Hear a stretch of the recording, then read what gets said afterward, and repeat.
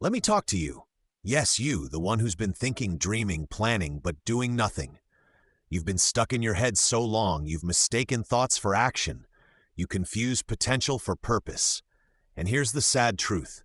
You will never become what you're meant to be by just thinking about it. Dreams don't come true through daydreaming. They come true through doing. Proverbs 14:23 says, "All hard work brings a profit, but mere talk leads only to poverty." You have great ideas, beautiful plans, a journal full of strategies, but none of that matters if you never start. Faith without works is dead. James 2:17. You keep waiting for motivation, for a sign, for the perfect moment, but the truth is, perfection is a lie we use to excuse procrastination.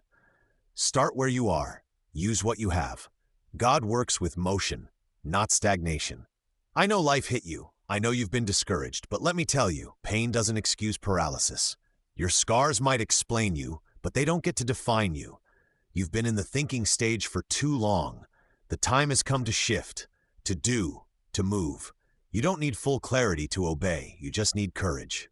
Psalm 37:23 says, "The steps of a good man are ordered by the Lord." Notice, it says steps, not thoughts. There's a danger in endless planning. It tricks your brain into thinking progress is happening. But planning is not progress. Starting is, finishing is. Don't be the one who begins many things and completes nothing. Ecclesiastes 7:8 says, "The end of a matter is better than its beginning." Let that sink in. God doesn't just bless starts, He rewards completions. Have you ever felt the weight of unfinished things? It hangs like a shadow over your joy. Every delay becomes another layer of disappointment. You begin to doubt yourself and doubt your God. But remember, He who began a good work in you is faithful to complete it, Philippians 1:6. But you must agree with Him. Start again. Finish this time. Some of you don't finish things because you're afraid of what finishing might expose. What if I'm not good enough? What if it fails? So you sabotage your own progress. You abandon the project halfway, so you never have to face the fear of it flopping. But my friend, fear of failure is still failure, just quieter. 2 Timothy 1:7 reminds us, "For God has not given us a spirit of fear, but of power and love and a sound mind." You were made to finish. Even if you fail, fail in motion. God can bless effort. He cannot bless avoidance. Do you realize how many graveyards are full of unfinished books, businesses, songs, ministries, and ideas? The cemetery is not only where people go to rest, it's where countless dreams go to die, buried under layers of fear, delay, and doubt. Don't be one of them. Don't carry your calling to the grave. John 9:4 says, "We must work the works of Him who sent me while it is day. Night is coming, when no one can work." Your problem is not knowledge, it's discipline. You know what to do. You've read the books, listened to the sermons, followed the mentors, but knowing doesn't change you. Doing does. You're addicted to learning, but allergic to labor. James 1:22 urges us, "Be doers of the word, and not hearers only, deceiving yourselves. You are not waiting on God. He's waiting on you." There is a deep sorrow in wasted potential, not because you weren't talented, but because you were too timid. You let days pass. You watched others build what you only imagined, and now you feel behind, unqualified, left out. But hear me, God's grace redeems time. Joel 2:25 says, "I will restore to you the years that the locust hath eaten." But He restores the years only to those who rise and act. You started things, yes, but how many have you finished? That course, that plan, that mission you were once excited about, where is it now? Half buried in the sands of distraction. You were once on fire, now you're flickering. Don't just be a great starter, be a great finisher. That's how legacies are written. Hebrews 12:1-2 tells us, "Let us run with endurance the race that is set before us, looking unto Jesus, the author and finisher of our faith." Start again, but this time, finish. You say you're waiting for inspiration, but inspiration isn't the fuel, it's the reward. It finds you in motion. Stop romanticizing the waiting season when you were supposed to be working. David was anointed king, but he didn't sit in the pasture writing plans. He served, he fought, he moved. Colossians 3:23 says, "Whatever you do, work at it with all your heart, as working for the Lord." Not waiting, working. You think too much, and not the kind of thinking that solves things, but the kind that paralyzes. Overthinking is the silent killer of obedience. How many times have you talked yourself out of something you were born to do? You rationalized away your greatness. You analyzed until you buried the anointing. Proverbs 3:5 says, "Trust in the Lord with all your heart and lean not on your own understanding." Your next level requires trust, not spreadsheets. Every time you stop halfway, you tell your future that it's not worth fighting for. Every time you abandon what you started, you train your brain to distrust yourself. That's why starting gets harder. You've created a cycle of self-betrayal. But the good news? You can break that pattern. Discipline isn't born, it's built. Galatians 6:9 reminds us, "Let us not grow weary in doing good, for at the proper time we will reap a harvest if we do not give up." You keep comparing your journey to others. That's why you stop. That's why you pause. Because their chapter 20 makes your chapter 1 feel like failure. But God doesn't call you to comparison. He calls you to commitment. Your assignment is not theirs. Stay in your lane. 1 Corinthians 9:24 says, "Run in such a way as to get the prize." Not someone else's prize, yours. You began in joy, but the moment things got hard, you backed away. You mistook resistance for a closed door. But not all hard things are meant to be avoided. Some are meant to be conquered. That's how growth happens. That's how muscles, spiritual and physical, are built. Romans 5 verse 3-4 says, "Suffering produces perseverance. Perseverance, character, and character, hope." You're not just building a project, you're building a person. Some of you have given up on finishing because you think you missed your time. But listen, delay is not denial. You may have wasted time, but time is not your God. God is, and He is a redeemer. Ecclesiastes 3:11 says, "He has made everything beautiful in its time." Not your time, His time. He can breathe life into what you thought was dead, but you must give Him something to breathe into. Move again. You often ask, what if I fail? But what if you succeed? What if the thing you start actually blesses nations? What if finishing it frees your family? What if your obedience breaks generational curses? This isn't just about a goal. This is about legacy. Deuteronomy 30 verse 19 says, "I have set before you life and death. Now choose life so that you and your children may live." When you finish, others flourish. Every time you finish something, you add to your testimony. You prove to yourself and to the enemy that quitting will not be your legacy. You reclaim lost confidence. You strengthen your spiritual backbone. That's why the devil wants you to quit. Not because the project is small, but because your obedience terrifies hell. Revelation 12:11 says, "They overcame by the blood of the Lamb and the word of their testimony." Don't just talk about the blood, build the testimony. God doesn't call the equipped, He equips the called. Stop saying you're not ready. Moses wasn't ready, Gideon wasn't ready, Mary wasn't ready, but they said yes, they moved, and God met them in motion. You don't have to feel ready to be obedient. Exodus 4:12 says, "Now go, I will help you speak and will teach you what to say." Your weakness is not a disqualification, it's an invitation for God to The truth is, finishing is spiritual warfare. Every time you step closer to completion, the enemy throws distractions, discouragement, delays. Not because the task is too big, but because the impact is. The moment you make up your mind to finish, the atmosphere shifts. Nehemiah 6:3 said, "I am doing a great work and I cannot come down." That must be your mindset. Fight to finish. Let me tell you something personal. Every time I didn't finish something God asked me to do, I felt a quiet grief in my soul. Not the kind of grief that screams, but the kind that lingers. It whispers, "You were made for more." That ache you feel when you procrastinate, that's your purpose, mourning its delay. Ephesians 5:15-16 says, "Be very careful then how you live, not as unwise but as wise, making the most of every opportunity." Because time doesn't wait for your confidence to catch up. Do not romanticize the idea phase. Thinking is easy. Dreaming is comfortable. Talking feels productive. But finishing is painful. It requires consistency when you're tired, belief when you're doubting, and action when you're hurting. That's why many people never taste the fruit. They quit in the drought. Galatians 6:7 says, "A man reaps what he sows." But you can't reap from fields you never water. If you always need to feel motivated to finish, you'll never finish. Motivation is a visitor. Discipline is a resident. discipline shows up when motivation is asleep. Discipline makes the decision for you when your feelings say quit. 1 Corinthians 9:27 says, I discipline my body and keep it under control. Discipline is spiritual warfare dressed in daily habits. Build it like you build muscle, through pain, repetition, and rest. You think quitting makes the pain go away? It doesn't. It just moves the pain from progress to regret. There is pain in growth, but there is deeper pain in knowing you could have changed your life and didn't. Hear me, you will hurt either way. Choose the pain that leads to freedom, not frustration. Hebrews 12:11 says, no discipline seems pleasant at the time, but it produces a harvest of righteousness and peace. Do you want to know why finishing matters? Because God finishes.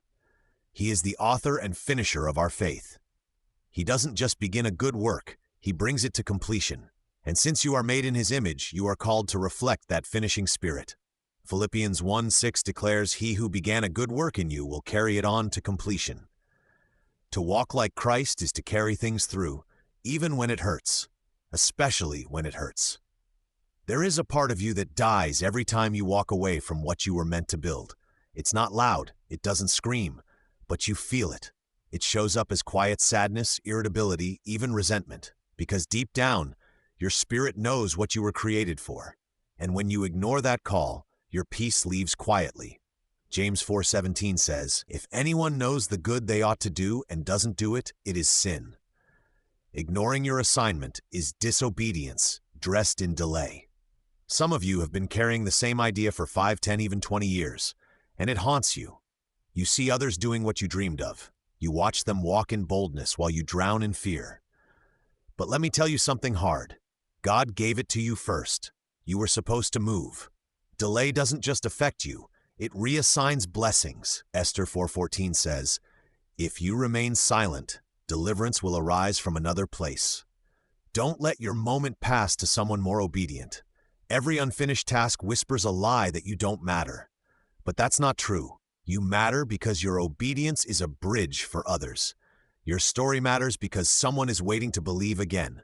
What you finish will heal someone else. That's how God works. He weaves redemption through the faithful. 2 Corinthians 1:4 says, He comforts us in all our troubles so that we can comfort those in any trouble. You are someone's answer, but you must finish. You've got to stop starting from scratch every year.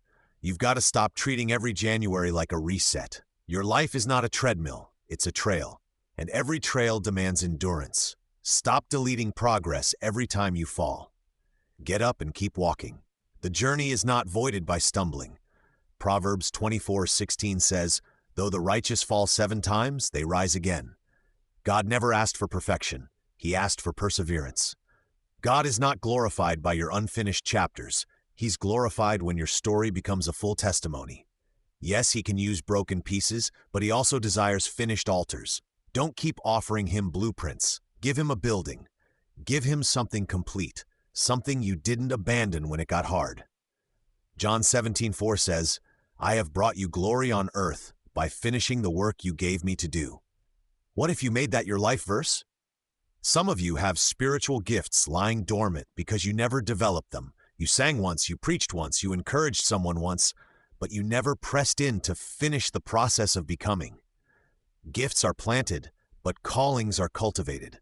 If you bury your talent, you're not just being passive, you're being disobedient. Matthew 25:26 calls the servant who hid his gift wicked and lazy. Not finishing what God gave you is a form of rebellion masked as hesitation. You want fruit without roots, results without routines. But heaven doesn't honor convenience, it honors commitment.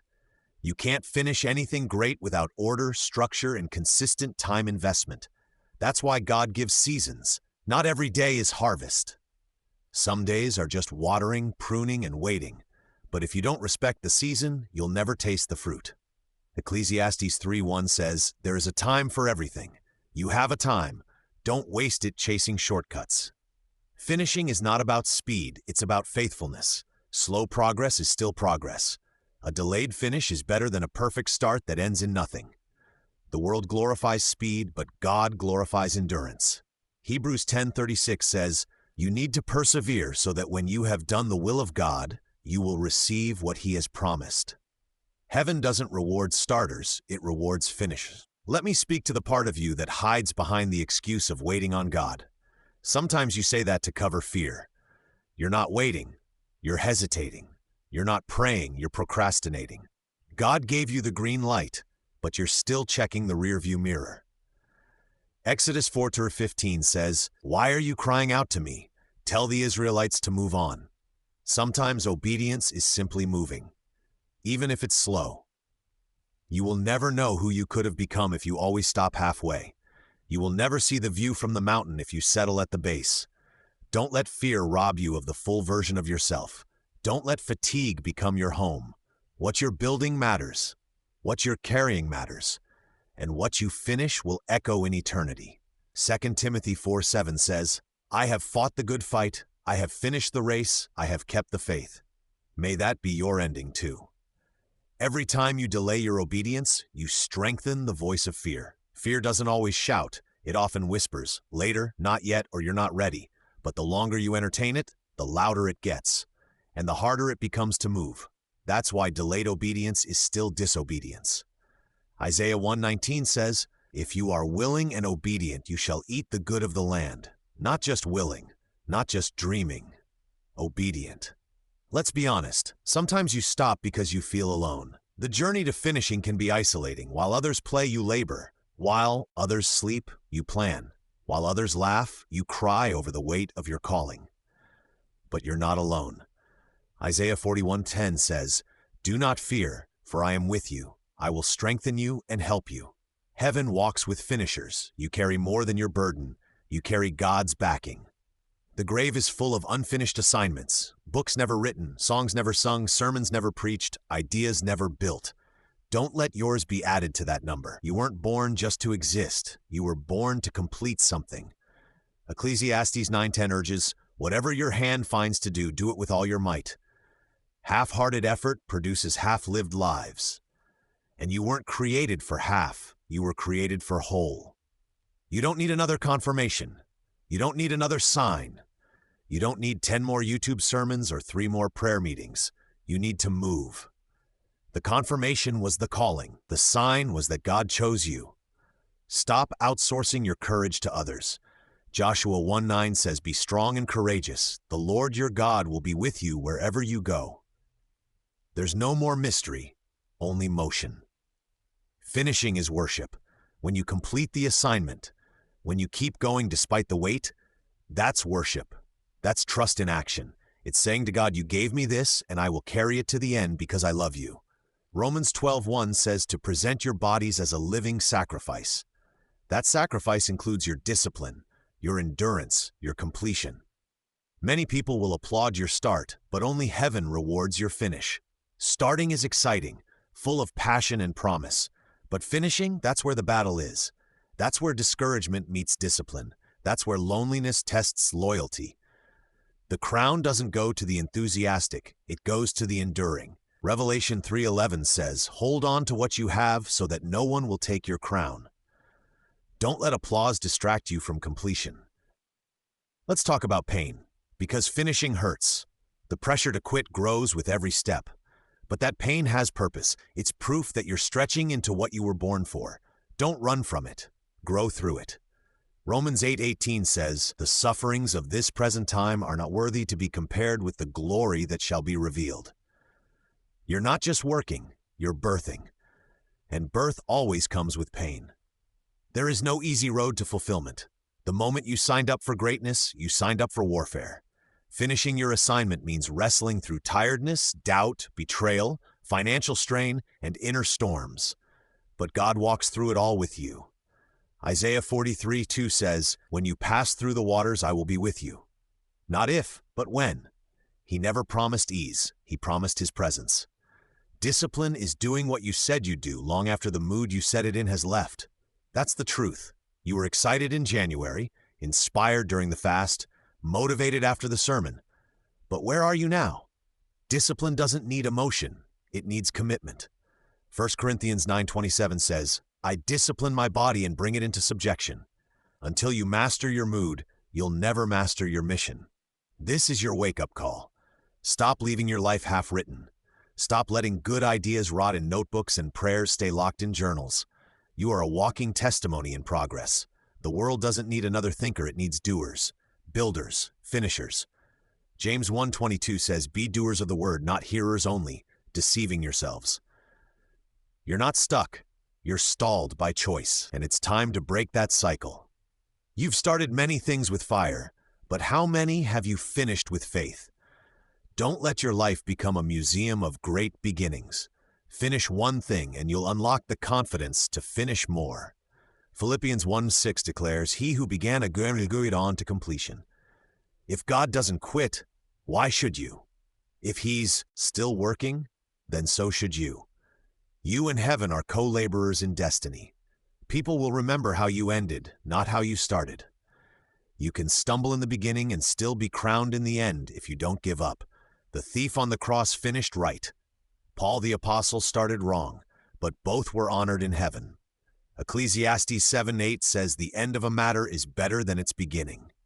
This is your moment to choose a new ending, one that reflects God's glory, not your hesitation. Let this settle in your soul. You are responsible for finishing your race, not your pastor, not your friends, not your parents, not your environment, you. Heaven gave you an assignment, and only you can carry it through. Galatians 6:4-5 says, "Each one should test their own actions, for each one should carry their own load." Stop blaming. Start building. Your unfinished dream is waiting on your next move. The enemy of your soul doesn't need to destroy you. He just needs you distracted. If he can't kill your calling, he'll convince you to delay it until you die. Don't let the grave silence your voice. Don't let comfort steal your crown. Hell fears a finisher more than a preacher, because finishing is proof that God had the final word. John 19:30, "It is finished." Jesus showed us the power of completion. Now it's your turn. This is your call to action. No more thinking without doing. No more starting without finishing. No more dreaming without digging. You were born to complete something divine. You were created to echo eternity with your obedience. So rise, write, build, fight, finish. 2 Timothy 4:7 must be your story. I have fought the good fight. I have finished the race. I have kept the faith. Let heaven say of you, "Well done,